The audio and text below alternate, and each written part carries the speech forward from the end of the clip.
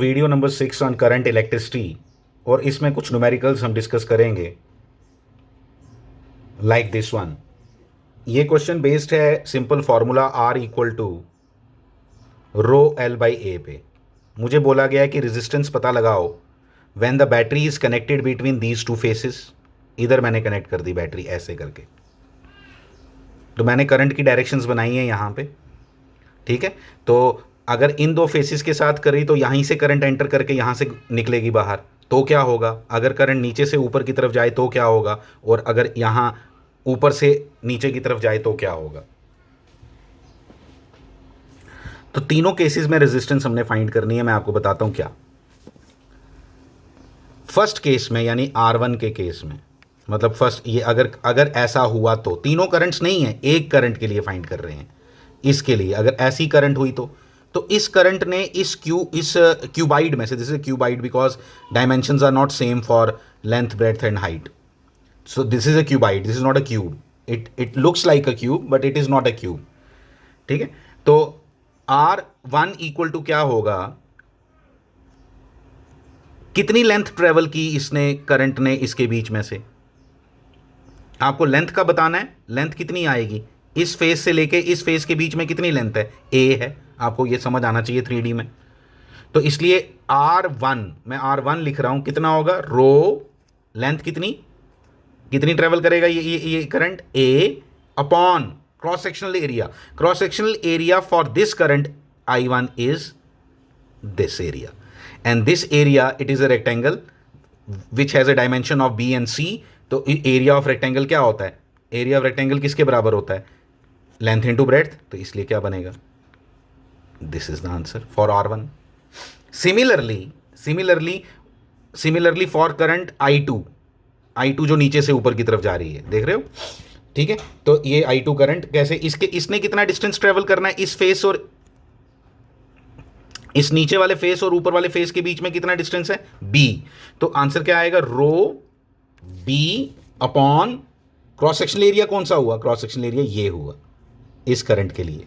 तो कितना आएगा? AC। This is R2 for current I2, and similarly for R3, for current I3, this is the cross sectional area, this is the cross sectional area, red में mark कर देता हूं, और this is the cross sectional area, एक ही बात है। और इन दोनों फेसेस के बीच का डिस्टेंस कितना है? C। You can see this, आपको दिखना चाहिए ये। इसलिए कितना आया? रो C upon area of cross section is ये वाला, ये जो मैंने अभी बनाया, ये इसका एरिया ऑफ क्रॉस सेक्शन क्या बनेगा? क्या इसके डायमेंशंस? इसके डायमेंशन होंगे A और B। Yes, this is A, this is B, you can check it, ये और ये सेम होता है। तो क्या बना? Rho C upon AB। समझ के करना है, इंटरेस्टिंग चीज़ थी, अच्छे से समझ लो इसको। सिमिलरली मैंने एक और केस लिया, यहां पे मैंने इसके आंसर्स लिखे हुए हैं इसमें। नेक्स्ट, ये एक हॉलो सिलेंडर है जिसका इनर रेडियस R1 है और आउटर रेडियस R2 है, और जिसकी लेंथ L है। तो मुझे इसका भी मुझे यहाँ पे करंट फ्लो कर रही है इधर से इधर ऐसे। ऑब्वियसली ये हॉलो पोर्शन में से नहीं जाएगी करंट वहीं से जाएगी जहाँ जहाँ कंडक्टर है। तो ये नहीं सोचना कि ये कहाँ बना दी करंट मैंने, ठीक है। तो करंट बनाई हुई है मैंने, आप देख सकते हो, ठीक है। तो यहीं से करंट्स जाएंगी, ये यहाँ से। तो क्या हुआ? रो लेंथ कितनी? L upon area of cross section. Area of cross section बड़ा सिंपल है, अंदर तो कुछ है ही नहीं, तो बाहर वाला एरिया माइनस अंदर वाला एरिया करोगे तो कंडक्टर का एरिया निकल आएगा। तो पाई R2 square minus pi R1 square, ये लिख दिया मैंने यहाँ। सिंपल क्वेश्चन था, कुछ नहीं है इसमें। अगला question, wire has a resistance of R, what will be its resistance if it is stretched to double its length? Double हो, 5 टाइम्स हो, 10 टाइम्स हो, इस तरह के क्वेश्चन ना बोर्ड में 3 नंबर का पता नहीं कितनी बार से आ चुका है, बहुत बार आ चुका है, ठीक है। तो कैसे करना है बोर्ड में, मैंने बोर्ड के हिसाब से किया, अपने पेपर में वैसे करना है अच्छे से 3 मार्क्स के लिए, क्योंकि शॉर्टकट्स दिए हुए हैं बुक्स में, लेकिन वो शॉर्टकट बोर्ड में नहीं चलेगा, आपके कॉम्पिटिटिव में चल जाएगा बट उधर नहीं चलेगा, ठीक है। तो मैं आपको बताता हूँ क्या।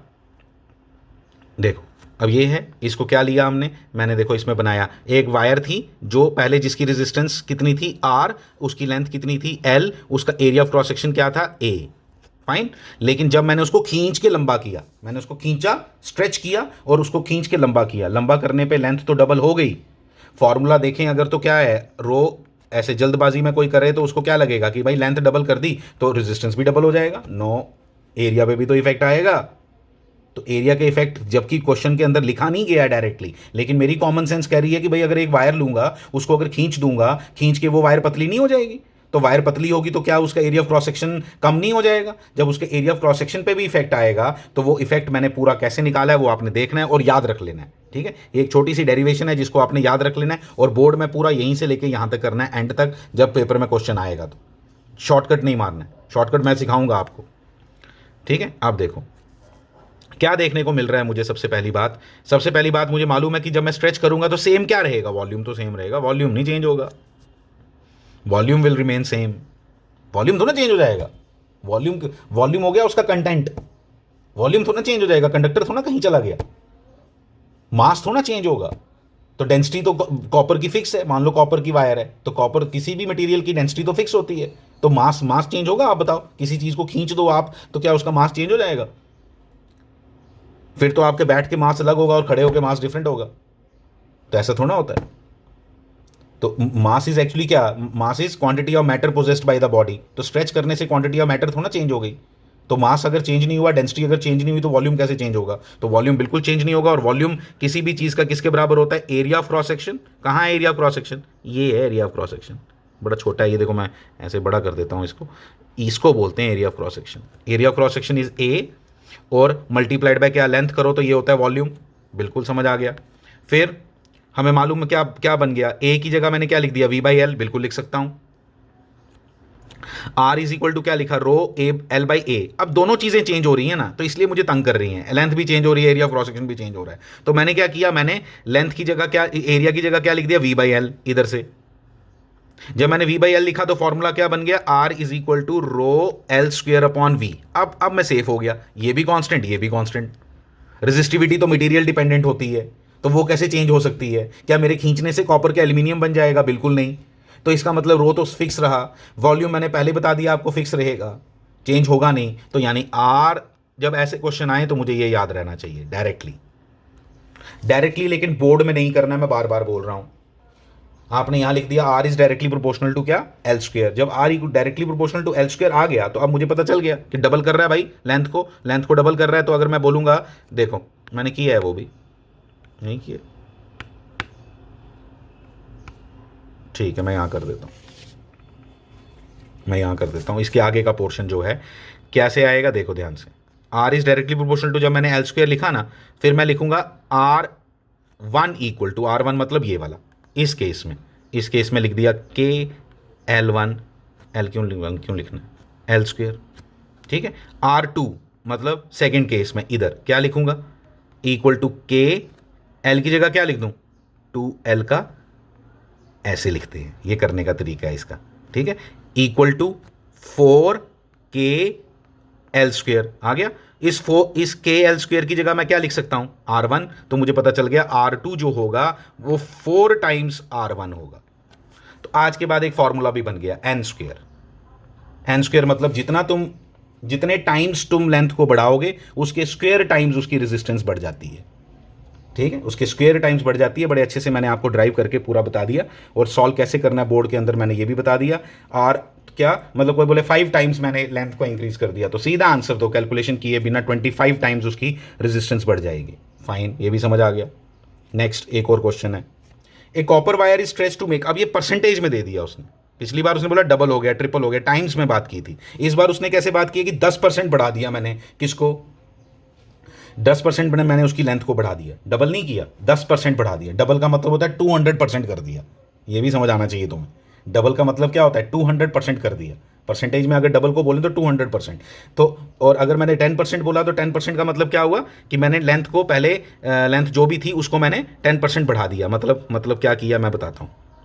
मतलब पहले लेंथ अगर एल थी तो अब कितनी हो गई, अब होगी एल प्लस 10% ऑफ एल, यानी कि L प्लस 0.1 L, 10/100, 1.1 L। अब स्मार्ट पीपल क्या करेंगे, जल्दी से इसको क्या कर देंगे, जैसे ही देखा 10% बढ़ा रहा है, लॉन्गर है, बड़ा किया है तो 10% बढ़ाने का मतलब हो गया, डायरेक्ट फैक्टर याद रख लो क्या, 1.1 से मल्टीप्लाई करते हैं। किसी चीज़ को 10% बढ़ाना हो तो उसको 1.1 से मल्टीप्लाई करो, किसी चीज़ को 20% बढ़ाना हो तो उसको उसको 1.2 से मल्टीप्लाई करो, किसी चीज़ को 5% बढ़ाना हो तो उसको 1.05 से मल्टीप्लाई करो। तो ये एक नॉर्मल चीज़ें हैं जो आपको डायरेक्ट आ जानी चाहिए। ये 2 स्टेप्स अगर आप स्किप कर दो तो कोई प्रॉब्लम नहीं है। ये प्रॉब्लम बोर्ड में आने के चांसेस बहुत कम है, इसलिए आप इसको जल्दी करने का तरीका सीखोगे तो बेटर रहेगा।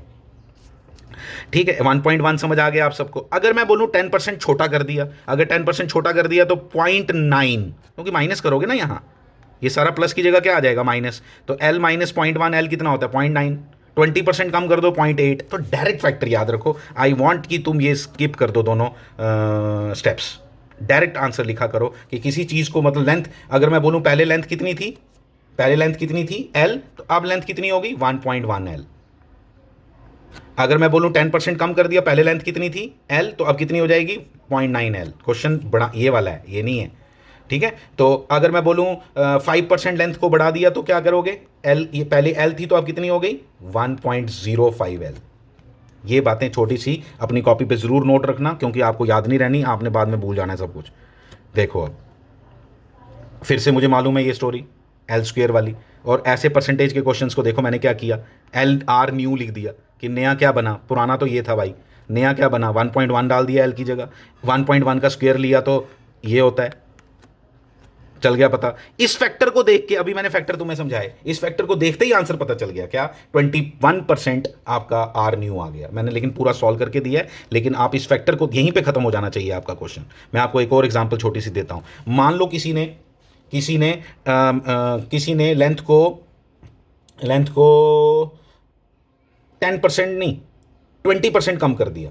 ध्यान से सुनना, लेंथ को 20% कम कर दिया तो देखना मैं कैसे लिखूंगा। आर न्यू क्या लिखूंगा, ध्यान देना, आर न्यू इक्वल टू के 0.8 L का स्क्वेयर इक्वल टू 0.64 के L स्क्वेयर। इस फैक्टर को देखा 0.64 को, तो मुझे समझ आ गया 36% रेजिस्टेंस कम हो जाएगी। खत्म। ये तुम्हें नजर आना चाहिए ये कैसे लिखा मैंने। दिस इज 0.64 क्या है 1 माइनस 36 पॉइंट ऐसे है, this is 1 minus 0.36 and what is 0.36, 36 upon 100। तो 36 अपॉन 100 क्या हो गया 36%। तो फैक्टर देखते इधर आंसर आ जाना चाहिए, तब आया मजा इसका। अगर मैं बोलूं 20% मैंने लेंथ को बढ़ा दिया, तो 20% लेंथ को बढ़ा दिया तो क्या करोगे 1.2 L का होल स्क्वायर, फैक्टर क्या बनेगा 1.44 L स्क्वायर। तो क्या बन गया 1.44, देखते ही क्या पता चला 44%। अगर कोई लेंथ को 20% बढ़ाए तो उसकी रेजिस्टेंस 44% बढ़ जाएगी। मैथमेटिक्स है, मैथमेटिक्स अगर नहीं आता हो तो मुश्किल हो जाती है ये सब कुछ। तो 44% इसको बढ़ जाएगा। और एक छोटी सी ट्रिक सुन लो, ये सारा मेथड करने की ज़रूरत नहीं पड़े अगर जो चेंज है वो 10% की हो, 10 या 10 से कम हो। अगर 10 या 10 से कम हो तो डायरेक्ट डबल कर दो।